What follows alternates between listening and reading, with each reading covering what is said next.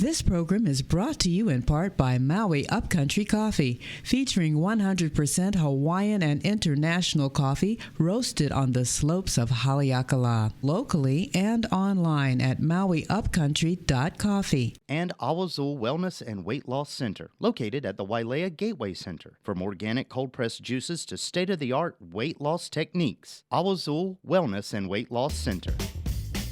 Welcome to the show.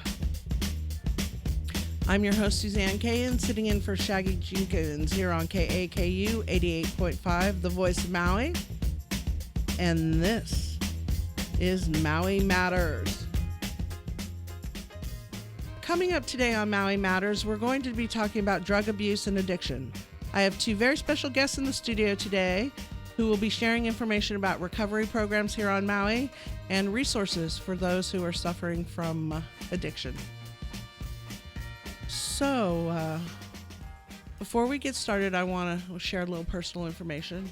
You know, drug and alcohol addiction is a very personal topic for many, many people, including me. My marriage and my ex-husband were both a victim to alcoholism. My marriage, we fought. My husband at the time, he was in his 30s. He went through several rounds of rehabilitation. He was an alcoholic. He also had a cocaine dependency, which he was able to overcome. And I was thinking if he was able to overcome the cocaine dependency, he would be able to overcome the alcoholism. And so we went through a lot of rounds of therapy, rehab, AA meetings, all kinds of stuff. And I couldn't make the marriage work, and I attribute it to the addiction and a lot of other things. But the point of the story is when he was 34 years old, he passed from alcohol-related illnesses. And you hear these stories every day. Just this week on the internet, a woman who has a Fleetwood Mac tribute band, her daughter, 32 years old, died from opiate overdose. So it happens. It happens a lot, and it touches all of us. And when it comes to drug and alcohol treatment, historically, from my experience, you know, they recommend abstinence, therapy, and AA type programs. You know, it's like in the 1980s and the 1990s, and, you know, First Lady Nancy Reagan told us to just say no. And but looking at recent statistics, drug use among teens is down, but deaths due to opiate abuse is at an all-time high. And that's really, really serious. And with all the changes, and it's 2016, and we're progressing in the medical field, it seems that to a casual observer that AA continues to be the type of program that people think of when they think of drug treatment. But that's not totally true, and that's one of the things we're going to talk about today. You know, I want to address the question, is it time to re-examine the treatment for substance abuse? For years, we've heard about methadone used to treat heroin addiction. But from my understanding and speaking with my guests, there is a movement of treating addiction with other types of medicine. And so that's one of the things we're going to be talking about today. But one of the hard parts about anti-addiction medication that I'm aware of is that there are only a few doctors in the country who are actually licensed to use this kind of treatment.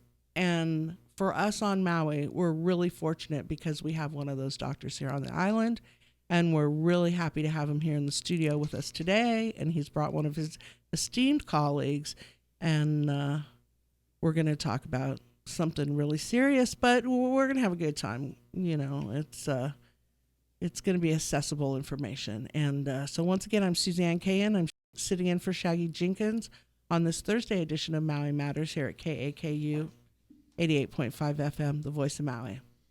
So now I'd like to welcome my guests, board-certified addiction specialist, Dr. Jeffrey Chester, and his colleague, esteemed colleague, addiction psychologist. Is that the proper? Licensed mental health counselor. Okay, could you tell us again? Licensed mental health counselor. Master's addiction counselor, and some other things. Okay, and that's Joanne Morani and Dr. Chester. Thank you for being here today on Thank you Night for Runners. having us. Yeah. Oh, it's my pleasure. Oh, okay. Let me make sure I have everybody's levels up. If you see me turning to the board, it's not that I'm ignoring you. And usually when I do a show, we kind of go on the fly. But if you see me looking at my notes, it's because I know this is an important topic, and I want to make sure that I'm using the proper language. We had a guest on yesterday who was talking about the deaf community, and she was telling us they don't like to use the words hearing impaired. They like the word deaf.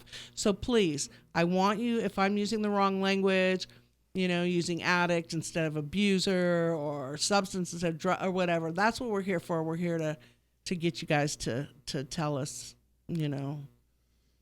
what it's all about. So, Dr. Chester, can you give us tell our listeners a little bit about your background? Sure. And what you do here for a living on Maui? I've been here about 14 years on Maui, moved from New York City, trained in some of the large hospitals in New York City, saw some very intense medical situations in New York City, as you might imagine. I could imagine. Moved here. When I came here, I asked really what people needed here on Maui, and the medical community told me we needed more pain management. So I started treating pain management. It was one of the things I was trained in. And as time went on, we found that people started to become addicted to some of the pain medicines, or at least started to confide in us about the pain medicines and their addiction to it.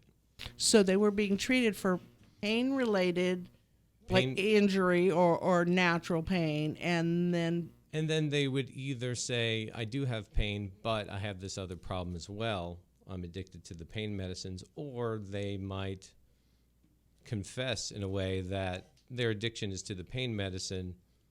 That just happens to be an addiction to the pain medicine. And as trust would build between the patients and between us, they would ask for my help. So you saw a need in abuse treatment. Right, for addiction. And so I, in doing so, started to look for resources here on Maui and started to explore some of my own education in addiction and learn more about addiction. And it took me to the point where I became a board certified medicine specialist in addiction medicine. So you had to actually go back and get more education after. Yes, a lot of intense study of addiction medicine treatments.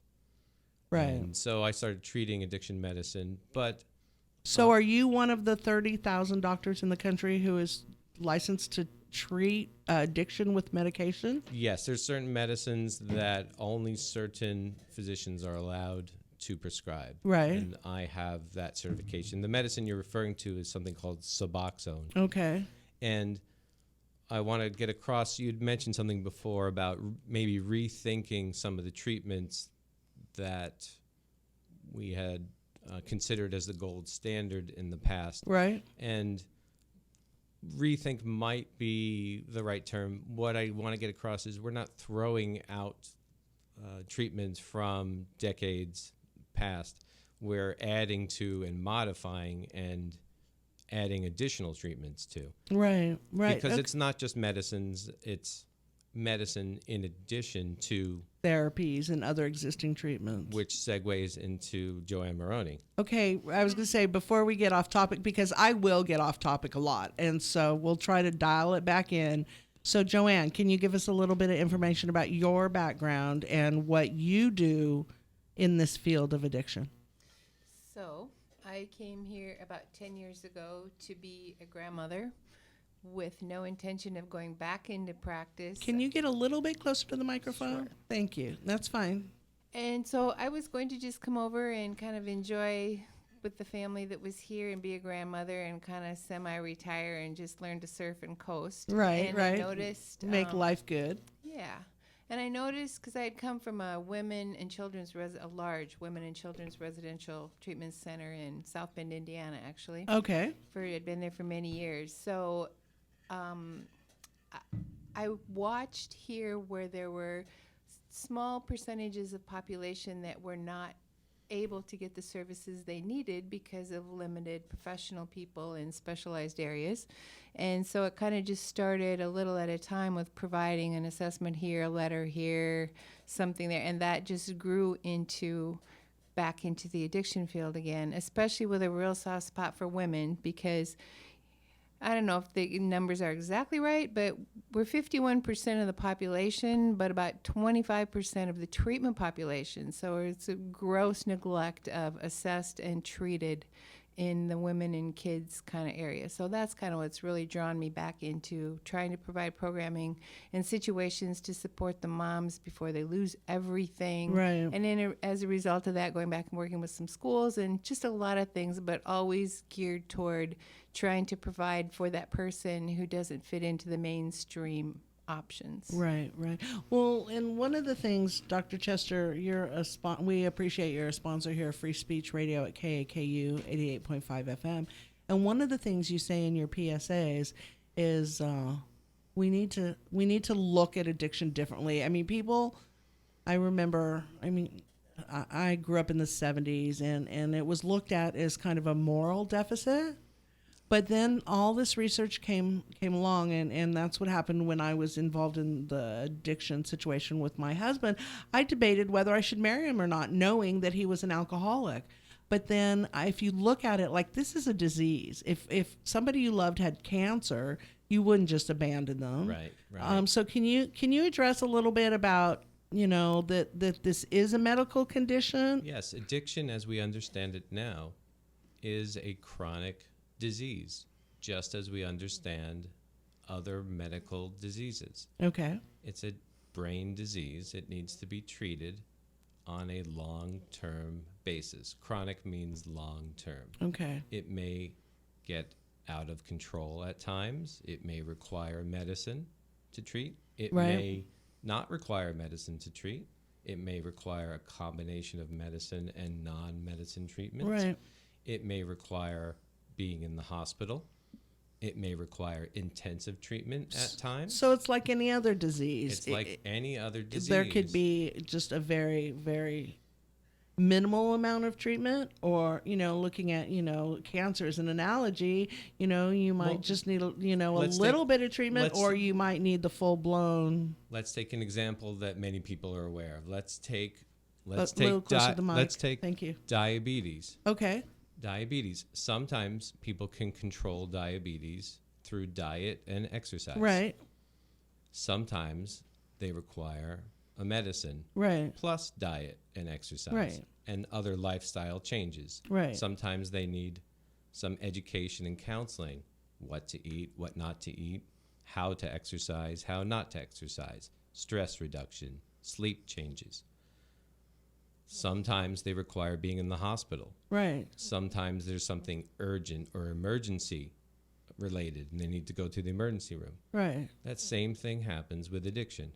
Right. That's a great analogy. I've never heard the diabetes analogy, but that makes sense because there are lifestyle changes, like I talked about in the opening, abstinence, just stay away from the medicine. But it has to be coupled, and that's one of the things we're going to explore is coupled with therapy and AA meetings. Like you said, we don't have to throw everything out. Well, it's all together. They work, all the treatments work together. Right. If a diabetic takes their medicine, it doesn't mean that they can eat whatever they want. Right. They still have to watch all the multi-pronged. And yet, all of us know sometimes it's very difficult to say no to, let's say, a dessert that they really should not be having. Right.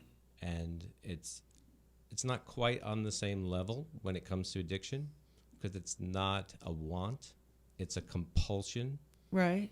Can you explain the difference? Because that's one of the questions I was going to ask you, and I'm going to jump around and come back. When we have a general conversation about drug addiction, the things automatically come to mind: cocaine, heroin, methamphetamine, marijuana. But there's also tobacco, alcohol, caffeine, sugar. I mean, are sugar and caffeine, like explain a little bit what you were saying, the difference between a want and a compulsion? I'd like to Joanne? send that over to Joanne. Yeah, can you share a little bit? And and I was going to do a little background, and I'll just throw this in here, and you can go anywhere you want with it. But is there a difference between abuse and addiction, and is there a difference between addiction and habit forming? Okay, so all those things I threw at you now. Can you talk on that a little A bit? couple hours. Yeah, exactly. Three things. First, being a distinction, I think is kind of important. Treatment is where there is a clinical, best practice situation with a professional where something is being inserted to intervene and there's a real clinical intervention in the disease. That is treatment. That's treatment. Okay. Then along with the treatment, the same as the diabetes example, is support.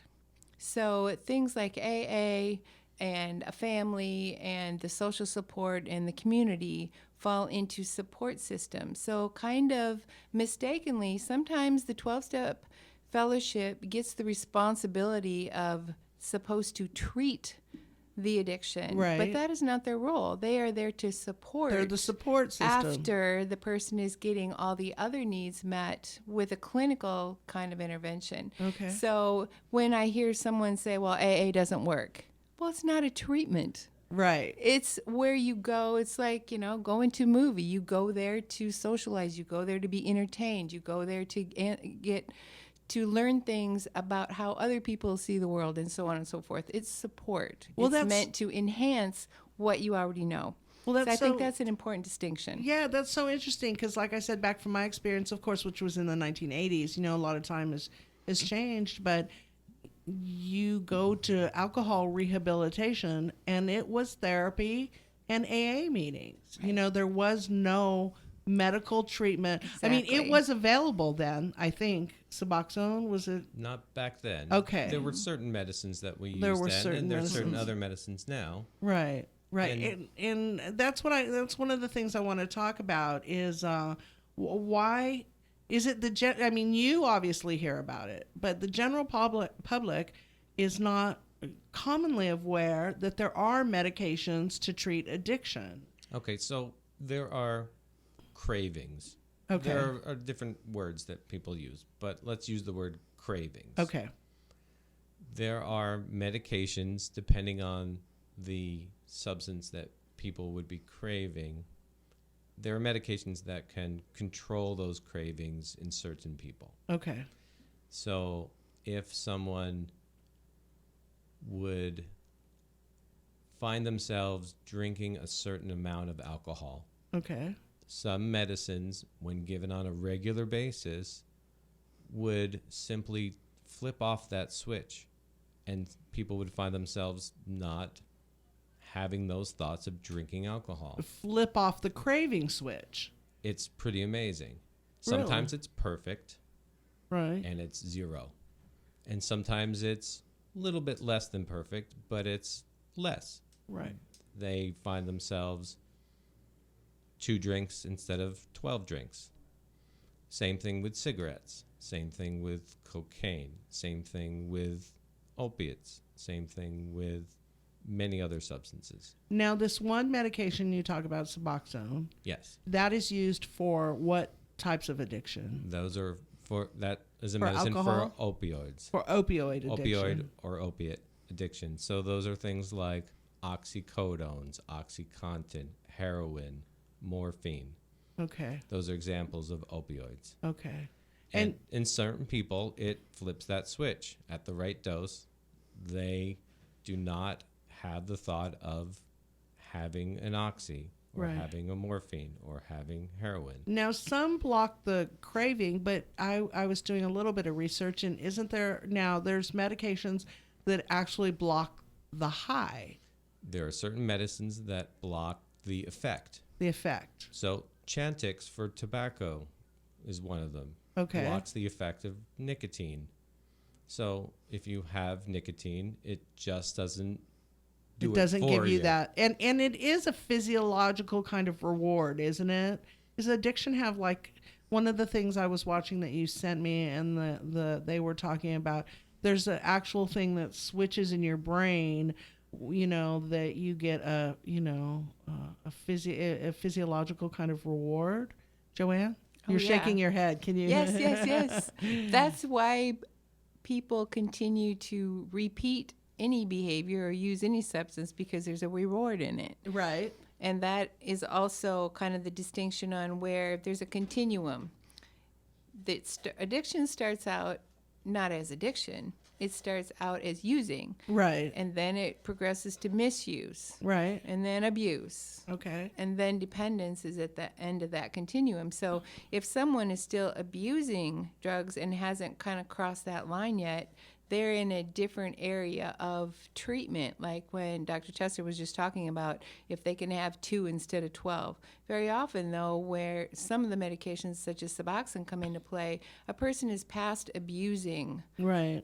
opiates if they're in need for that medication. So just like going to the drugstore or going to the pharmacy or the grocery store, you have to assess what is going on in all these different areas and then apply the treatment for those areas.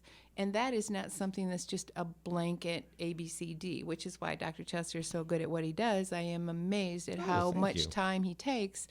And that's how I got to know him, actually, is through his patients, because I was so impressed with how he was treating addictions. Like, wow, this guy really knows what he's doing. Right. Because he assessed their situation and wasn't over-medicating, under-medicating, was meeting them where they were, the realistic expectations, put the patient in a place, I say client, he says patient, Okay. put them in a position to where they could start to manage and give them hope that there's a way out of where it took them. Right. You know, and then also having such an open mind about the holistic view of the disease, adding therapy to it to address the issues. You know, it's like we kind of say flippantly, but it's true. If drugs are the answer, what was the question? Right. So right. there's something else going. We can treat the actual use, but what was going on that created that need to use? Right. And then when you're dealing with the higher the addictive index of that chemical, the quicker you're going to move down that continuum. Okay. So, you know, obviously people who are using drugs with a lower number, such as, you know, weed or something, they are going to progress much more slowly than someone who picks up a crack pipe or meth the first time. They're going to end up here pretty quickly. Right. So there's all these different things happening simultaneously that Right. Addiction is just not a blanket word. Right. Well, So- one of the things I wanted to ask you about, and you brought it up in the language, you know, there's use, substance use, substance misuse, and then it's a continuum, and it goes on. Is there, and I know this is a question nobody wants to ask their doctor, so I'm going to ask you guys, can you have drug use without drug misuse or without addiction, or does it depend on the substance? I'll answer that. Okay. Yes. Okay, can you elaborate a little bit? We have an hour to fill, Dr. Chester. There are certain people, and you've come across them in life, Right. that will use a certain substance or be a part of a certain behavior Okay. and then not do that again for ever or rarely. Like It won't affect their life at all. Like people who have a drink when they go out with friends and maybe not have another one for 6 months type of Okay, thing. I'm going to get personal. I'm one of those people. Okay. I'm not. I'm lucky that way. Right. It's probably a genetic luck. Right. I personally can have a beer and most likely will not finish it. Right. I am not an alcoholic. Right. I will stop drinking a beer because it'll get warm and start tasting a little funny, or I'll just forget I even have it Right. there. Right. Someone who is an alcoholic. Joanne's shaking her head I'll like, finish no, it." you'll finish this beer.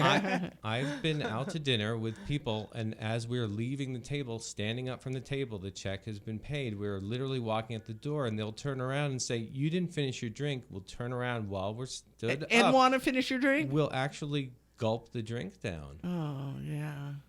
It's tough. I mean, Told you. And what is the difference between that person and me? is it biology? It's biology and genetics. Yeah. So is addiction, is it biological, or is it a combination of behavior and biological, Joanne? Lots of layers of things. Is it? There's, the route and administration, again, makes a difference. How addictive it is, how often you use it, how long you use it. The genetics, of course, your environment, what has happened as far as trauma. I mean, there's a whole layer of things. That's true. That's a better answer than I gave. Well, I mean, it is true, and that's one of the things I was going to save to the end. I mean, we have so many things to talk about. Let's skip to the end. But, well, your wife posted something on Facebook yesterday. Okay. And she said it was about teen suicide. And we teach anti-bullying, and we teach on my shows, we talk about women's rights and gay rights and all that kinds of stuff. Are we teaching our children, young people, how to deal with stress? Now, that's one of the things that comes up. I'll get personal. I have a 16-year-old daughter who's dealing with stress, and growing up in the 70s and having an issue with drugs and not alcohol, but I've had quite a history of smoking marijuana, and I have had pill situations also when I was younger. And I mean, when somebody is so stressed out, my mind just snaps and it goes, well, like smoke a joint. And, that's not advice I'm going to give to my 16-year-old. Fortunately, she's a bright kid and she knows her brain is developing, and doesn't want to try those kinds of substances until she's older. I'm lucky that way. But what can we do in a society where, when I was growing up, if there was something wrong, take a pill, something wrong, take a pill. What can we do to help our kids or our addicts, and I guess this might be a question for you, Joanne, to deal with the stresses that motivate you to try the drugs in the first place? Okay. There's a lot in there. Obviously, that is huge. So Right. I really like working. The people I work with, and myself included, sometimes don't have a real long attention span, so Right. stories work real well. Analogies can get points across and if I answered this clinically, I would lose you. Okay. So I'm going to use kind of address it with just a story.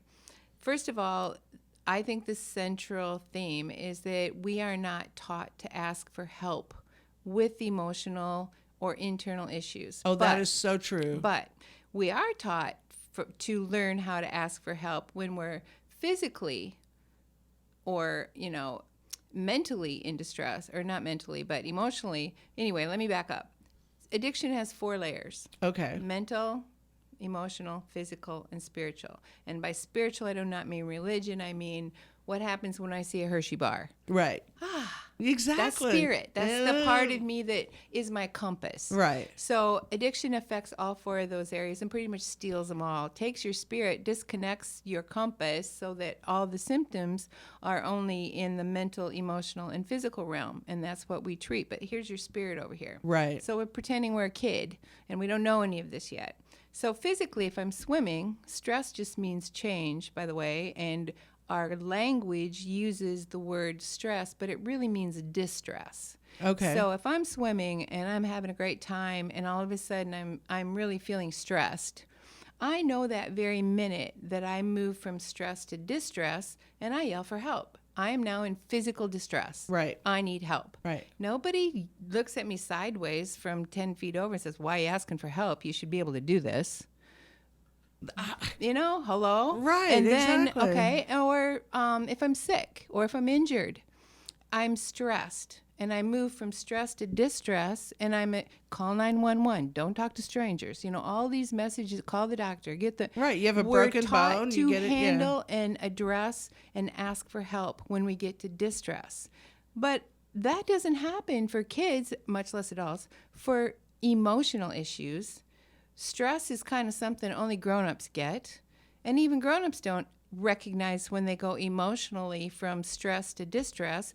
You can observe it. When a person cannot self-regulate an emotion, they're in distress. Right. But are we taught to ask for help? How many grown-ups do you know that ask for help when they get in emotional distress? So of course we're not teaching our kids. So Because then we don't know it ourselves, really. Exactly. So I think that is the answer to that question in a simplistic form is if we would give each other permission to be in emotional distress and ask for help, I think a lot of things would change. The ripple effect would be tremendous, I believe. Wow. That's a lovely answer. I'm going to take a break, and when we come back, I want to talk. There's so much more I want to talk about, but I really don't want to let go of the part of where people can go to get help and what type of treatment. Because I know, Dr. Chester, you work with other people. So like you were talking about the multi-layers of treatment and the different aspects of treatment. I want to make sure we get that information out there, and so people know where there is to get help. So we may jump around a little bit. Don't let me forget that part. I'm gonna go ahead and take a break. Let me see if I can push these buttons, and we will be back. And we are back here on Maui Matters with my guest, addiction specialist, Dr. Jeffrey Chester and Joanne Morani. And wow, we sure have a lot to talk about. Before I get off track, and there's so many things, I'm going to throw a few things out here for you guys that I want to talk about. And then I want you both to take it where you think is most important. Okay. Because I'm just a casual observer. Like I said, I've had a lot of addiction situations in my life. But you're here for a reason, and it's because you're the experts. I want to talk a little bit about drug use is down among teenagers, yet opioid deaths among young adults is at an all-time high. So that's interesting to me. I kind of want to know why. There's the fentanyl deaths across the country. I want to talk a little bit about that. But before we start getting totally off track, I want to make sure we take time to talk about recovery resources here on Maui. If you or a loved one is battling addiction and it's killing you, because it does, it's a killer. I don't want to whitewash it. We did a whole day of 420 yesterday where everybody was celebrating the joys of marijuana, but it's a serious matter. And you know, like you were saying, Joanne, before the break, we're not trained in like where do we go for help? So if somebody on this island knows somebody or themselves are battling addiction, I know it's something that's hard. It's hard to admit, and it's hard to get help for. So what kind of resources are available out there, Dr. Chester? Well, I think the first thing is the stigma is still there. It's part of the problem. There's a negative stigma. There's a negative stigma, and part of that is justified. The reason is, and that you might think, well, it's a strange thing to say, when people with addiction have brought this up to, let's say, their physician or at the ER or to a nurse, sometimes they've gotten feedback that's been less than supportive in the past. Like, just don't, like, get out of here. I don't really want you here. Right. What are you doing here? That's changing. Education has helped from I'm helping, and others are helping to educate the healthcare providers to be supportive and try to point people in the right direction to help treat their addictions and not shun people. So, for instance, if you go into the emergency room or to your primary care doctor and you say, my back really hurts, and they say, well, let's start doing this and give you this, and you say, oh yeah, and by the way, I'm in recovery for addiction. Sometimes you're treated differently. right. And not as well, or maybe not believed. Maybe they think, oh, well, you're just trying to get some drugs out of me. Oh, okay. I gotcha. So, but that's changing, and I see that changing. I've recently gotten 2 referrals from the emergency department where they've called me and said, here we have the situation. This person's in the emergency department, and this is what they've been treated for their addiction, and this is what's happening. What can we do? Okay. And so really educating all of the healthcare providers and starting to go around just individually. I mean, Maui's a small community, and Okay. just giving more lectures to other providers. As you mentioned before, and maybe people just heard, I did some public service announcements, just getting the word out to the other healthcare providers. So talking to your primary care provider, your general doctor, is a good first start. Hi, I have this problem. I don't know where to go. Perhaps that's a good first step. But sometimes, and I'm going to play devil's advocate Go here, they say go to an AA meeting. I mean, Sometimes they don't know. Right. So what does your practice offer okay, so that is there's above and beyond going to an AA meeting? when people call my practice, so I have a website which is ponohealthcare.com, Okay. and I'm Dr. Chester. I'll just give myself a shameless plug right now. Of course, that's why you're here. 249-8887 is the phone number, 249-8887. So if you're in If you have crisis, you can go to your website or call your office. if before you're in crisis, if you have an addiction problem, I might be appropriate for you, I might not. But before we schedule people, we find out a little bit about you. Right. You fill out some forms, we talk to you on the phone, and we assess whether you're appropriate for the office or not. If you're not, we will steer you in the right direction. Right, that's what I was going to ask you. You both work in conjunction with each other. So if you're providing, I'll get very personal again. I had somebody call me once, and they had a family member who had a opioid addiction. I think they were injecting opioids, and she said, "Suzanne, my family member wants to go into rehab today. Where do I go? Where do I go? What do I do?" She said, every Call me. yeah. So that's Right. that's the question I want to know. So I've treated many family members. I treat many family members. I don't know their name because Right. I have patients, and they say, even yesterday, I have a patient who came back after, I think, 5 years for her neck pain. And she said, my son has a problem with Valium, benzodiazepines. Right. And he's been to this psychiatrist, and that's not working out, and he's suicidal, and what do I do? And I gave her a psychiatrist name, a residential treatment name, an addiction psychologist name, and my name. And I said, any one of these is an appropriate first start.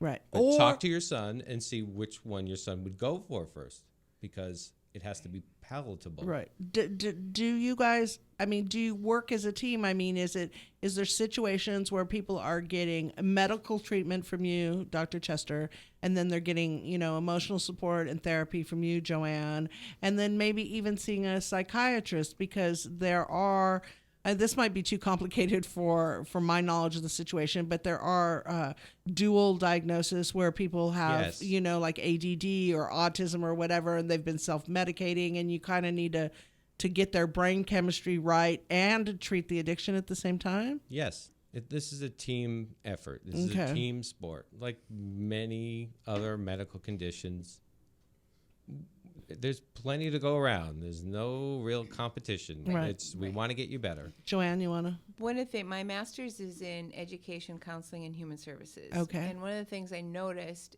during that time, because of my own issues, everything I have done in my master's program was towards addiction. Okay. Especially women in addiction, because I was trying to get myself back together. But in the process of doing that, what was noticeable was there was not adequate attention paid to assessing a situation initially, which in my opinion looked like if I start a person off on any road without an understanding of where they're trying to go or what their issues are presenting, they're not going to end up in the right place. Right. We're going to end up backtracking, detouring. Now we've got a complication. Now the person loses hope. And there's a lot of complications. Right. So assessment, in my mind, and still 17 years later, is the key for that first visit. Oh, wow, there that's needs interesting. to be an accurate assessment of what is really going on before the treatment, and though the other layers of support are even offered. Right. So that's how come I have so many of these ridiculous letters.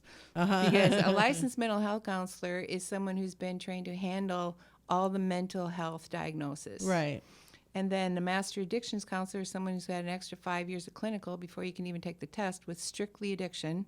And then there's the criminal population. Then there's the, so all those letters mean something. Right. And I didn't get them because I need to look, better than. I got them because to assess an individual, I wanted as much information as I could get to make sure that all those layers had been addressed from an educated position before the recommendation was made. So you, like Dr. Chester, have education that goes above and beyond what you would just for your licensed mental health care So specialist. Joanne can assess someone. Joanne Morani, what's your phone number, Joanne? 214-5931. Okay, and What's that number again? 214-5931. So Okay, Joanne great. could assess someone. I could assess someone. Any of the residential treatment centers on Maui could assess someone. And if you look up addiction, if you go online and Google addiction, Maui, anyone can assess. The idea is then to put you with the right place and the right connection. now, can you help with that? Like, when somebody comes to you and says, Dr. Chester, I don't know where to go for help. Yes, and sometimes it's me, and sometimes it's not me. Sometimes it's the methadone clinic. Okay. Sometimes it's the hospital. Okay. Sometimes it's on island. Sometimes it's off island. Okay. Sometimes it's not in Hawaii. Sometimes it's a hospital and then it's me. Sometimes it's the hospital and then it's not me. Right. And sometimes it's 5 years later someone comes around. I mean, I have. So, like we were talking Yeah. about other diseases, it's really complex, and you know, it's kind of like a puzzle piece. You take the pieces and that are going to be specific to help that individual. You want to do what's appropriate. You never want to do what's not appropriate. Right. And people will appreciate that. And you just want to get people better. And if you're a part of that, that's what makes your day fun and special and happy. Right. That you're able to help people. And yes, and if you get someone better by sending them somewhere else and they send you a quick phone call 2 years later and say, hey, I'm doing really well, I just wanted to let you know, that's good enough. Right. Right. That's really good enough. Now, there's so much to talk about. Okay, I want to say right now, I'd like to do a series of shows. I'd like to have you guys back because we only have, I can't believe it, we've already gone through 45 minutes. But so I mentioned a few things I wanted to talk about. I want to talk a little bit about, there's other drugs I read about that they're using to treat other addictions. I think it's called off-label, though. It's drugs that exist for other things that people are starting to experiment. But I'm going to ask a selfish question to you, Joanne, because I have you here. Oh, free therapy. Yeah, exactly. I don't do the show for free or whatever. Jeff's like, I know Suzanne. Every time I see him, I'm like, Jeff, my No back hurts problem. or whatever. But, you talked about diabetes. And, we talk about sugar and I don't know if they're legitimate studies or it's just things that pop up on the internet where sugar is as difficult of an addiction to treat as cocaine. But one of the things that I was thinking of as you were saying, I've battled weight issues all my life. Mm-hmm. And 2 years ago, I had weight loss surgery. And an aspect of the weight loss surgery was the emotional therapy. The therapy had to go with it. Right. And when people tell me like, well, you need to watch what you eat, there's a dynamic in my brain about my body image and the kind of reward I feel like you were talking about earlier when you eat a chocolate bar. Right. That is not just about what you eat. It's far more complex. And, is that, those kinds of services are available out there too. It's not just for people who are fighting, right. methamphetamine or heroin or opiates. Exactly. And I have a little bit of information that logically might help you manage that better, which is why I have resolution counseling as my private practice where I deal with issues that are anything, not necessarily addiction related, whatever. But then the Akamai Recovery Maui is the day treatment and intensive outpatient where that is strictly addiction or co-occurring orders are handled down there. So right. Because there does need to be a range for those areas that I saw people kind of slipping through. So what you're asking fits into one of those initial areas that I would explain to someone, no matter what the behavior that they were doing for a reward. Whether it's food or drug exactly, or alcohol or tobacco. Cross-addiction means that a behavior can provide the same benefit to the brain as a substance. So that's why people might quit the substance and then they start shopping, or they have a sex addiction, or they start gambling, or codependency, or workaholics, things right. like that. Right. I was going because to say that. It all affects that same area in the brain that is there's a big fancy name, but it's basically the reward pathway, and it's only supposed to be engaged. I don't want to get into all the words or whatever, but the only way the human body is supposed to experience pleasure is whether it's water or food or sex or nurturing. And obviously, all of those things are necessary to procreate the species. Well, that's interesting. That's the only things that are supposed to trigger that release of dopamine and that feel-good reward. right.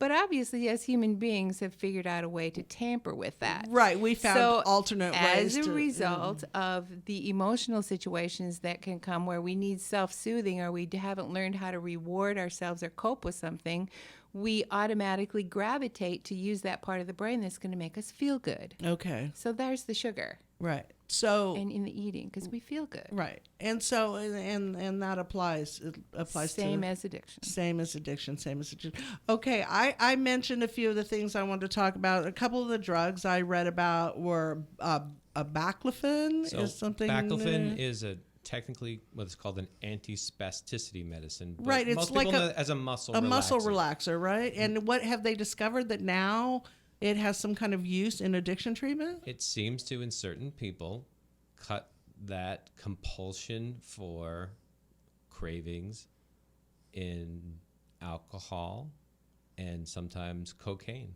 Okay, but it's not. It wasn't made for that. It's not made for that. It was just found to do that after the fact. And there are several different medicines that we found that treat other things than what they were made for. So baclofen is one. Right. Gabapentin is an anti-seizure medicine that we use for pain. It also cuts, in certain people, alcohol cravings.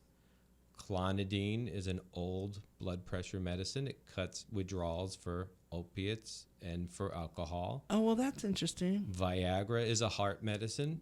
Off topic, but just an example of a medicine that people know about. It happened to have a side effect. This heart medicine is rarely used as a heart medicine anymore. I'm sorry, I have to. Viagra was originally a heart medicine for heart and certain lung problems. Oh, wow, that's interesting. So certain medicines come out, and we find that they have secondary uses. Secondary uses. And so some medicines are used that cut cravings for certain substances in certain people. And, like I said, there's so much we want to talk about, but this cutting cravings, the situation I talked to about my friend who was having opioid problems, referred him to Dr. Chester. I think you got them on, I don't think I'm violating anything because this is just a general conversation, got them on one of these medications. And she was just shocked that her family member was like, I don't have any desire to do the drugs right now. But I know it's not a magic pill. There are no magic pills. It's very Magic complex. comes with a price. Yeah, exactly. Well, like we talked about before, why do people start? And for many people, they're self-medicating a mood. Right. Maybe that's too weak of a statement. They can't self-regulate an emotion. An emotion. So if someone's feeling down, depressed, anxious, nervous, on edge, and they find that taking a shot of tequila calms that, at first that will work. But then it won't after a while. And then after a while, being intoxicated or coming off the hangover will have other consequences, and it won't be an effective treatment. Right. If it were, we would let people still do that. Right. But it doesn't work out, right? So the underlying problem will still be there. So part of the issue, once you, let's say, get the alcohol away, the actual substance away, that underlying problem still needs exists. treatment. Right. Right. And, you mentioned alcohol, and that's one of the things I want to talk about is because, I pulled up a bunch of statistics about the drugs that teenagers use. It was specifically, I'm a parent of a teenager, so that's where my interest lies. When people think of drug addiction, they think of heroin, cocaine, methamphetamine. One of the things we all think about, a lot of us who are familiar with it do think of prescription pill addiction, which is something that is at an all-time high in my research. And like I said, opioid-related accidental deaths are at an all-time high. But if you look at the statistics for the drugs that are causing the biggest drain on our healthcare system as far as monetarily and loss of production, alcohol and tobacco are at the top of all of those lists. That I'm not surprised by because I study this. But Right. most people are surprised by that because when they come in for addiction treatment or if they come in for something else in my office, it seems like tobacco especially gets sort of put in the back burner. Well, I'm here for something more important than that. And then I have to point out to them that the tobacco is likely the thing that's going to get you. Right. It is, statistically the most deadly of So we do everyone a disservice if we forget about it's just tobacco. Right. Do you think that that's because of the legal issues? I have a family member who is very, very against marijuana, and the legalization of medical marijuana can be 2 whole shows. But do you think that the perception, and this is one of the things that a problem that I always had, is that I think that humans should be able to make their own choices in this world. There's places in the world where drugs are legal, and the statistics show that there's a different dynamic that goes on there. But I would go out to dinner with my husband, and we would sit down, and somebody would come up and say, "Would you like a cocktail?" And it would just kill me because I'm like, would you like a cocktail? And he's fighting to be sober. Do you think that the reason people don't realize the serious nature of alcohol addiction is because it is legal and socially accepted to drink in today's society? Uh-oh. Nobody likes to look in the mirror. Okay. So a heroin addict is going to talk about a crackhead and say, at least I don't smoke crack. Okay. And somebody who smokes weed is going to look at the heroin addict and say, well, at least I'm not slamming that in my arm. So the person drinking a glass of wine is going to say, well, at least I don't take pills. Right. So we all protect whatever it is that we don't want to see in the mirror. Right. That's a great answer. And it's legal. That's But that good. is also, and I don't want to get carried off on this, but isn't it kind of ironic that alcohol is doing and cigarettes are doing that much damage, but now we're going to make opiates legal? Right. And we're going to just pass those out like candy? I mean, it's having the same effect from where I sit. Right. I don't know, but I got to stop there. But. Right, yeah, because it's like, what do you do? I mean, it's been kind of proven that making alcohol illegal, it creates a whole nother set of problems. Right. So addiction still exists. And if you take away a certain substance, if you abolish it, if you take it away, it doesn't take away addiction. Right. People that have addiction will find We'll find a way. Will find a way. substance. Well, let's save that for another topic, Okay. because that's we could go off on that for days. I would, if I could interrupt 1 second. Yes, for please. 2 seconds. No, please. I really like what Dr. Chester referred to earlier, that it is chronic. And I think sometimes people hear the word chronic and think that means it can't go away. Right. But what I would hope they would hear is that it is always manageable if it's treated. Right. The same as diabetes. Right. So for some reason, people cry, well, that gives me permission to relapse all the time. Okay. It's like, no, chronic doesn't mean you can't manage it. Chronic means you got to pay attention. Right. So I just want to make that Exactly. Well, we only have about 5 minutes left, and is there anything, when we came into the show or things we touched on that is important to bring up and say, like, hey, let's talk about this next show?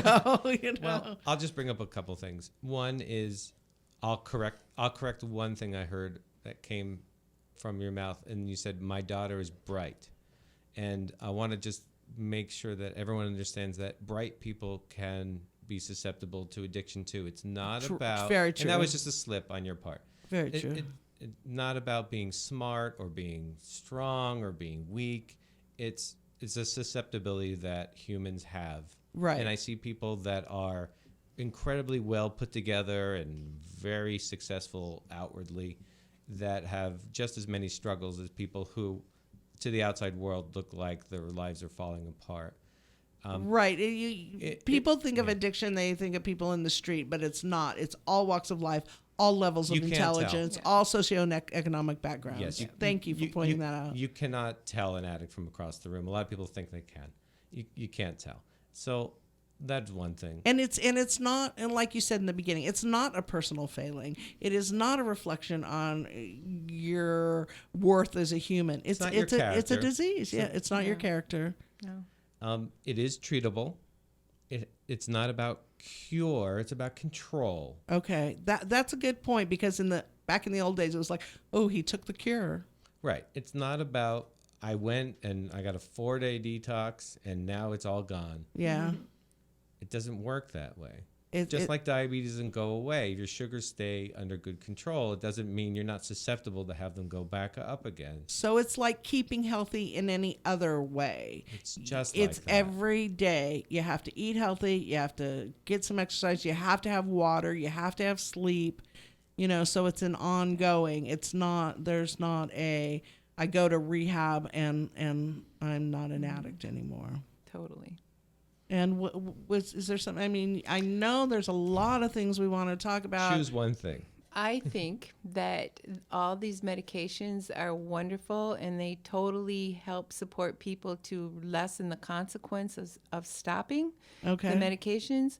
I would just hope that more professionals are like Dr. Chester and understand the value of putting information in while there are no cravings, putting therapy and addressing these emotional situations in before the person does start to wonder if they want to continue the medication. Right. Before You the know, crisis. Right. Yeah, and use that time to get the tools that are going to be necessary to be completely off everything. Right. Yes. You know, Right. Yes. and to do that, I think it might be helpful if people understood exactly what therapy is. It kind of has this mystical, I'm going to hypnotize you and change your world, and you're not Right. going to know what I did. Right. It's just information, and different people learn in different ways, so different therapies are used for different people, and I think it would be nice to demystify some of the terminology that comes along with therapy. Well, we could do a whole nother show, and I'd love to have you back on Maui Matters or on the Maui Zan Show.